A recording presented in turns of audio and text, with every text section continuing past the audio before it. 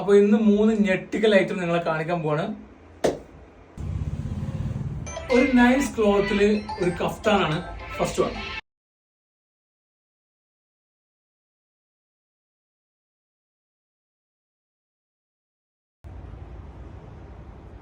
അങ്ങനെ പോട്ടെ. Second one ഒരു പ്യൂർ കോട്ടണില് അംബ്രല്ല ചുരിദാർ 3 പീസ് ആണ് കേട്ടോ. അതിന്റെ ബ്ലാക്ക് പാന്റ്, ഇതാണ് അതിന്റെ ഷോള്.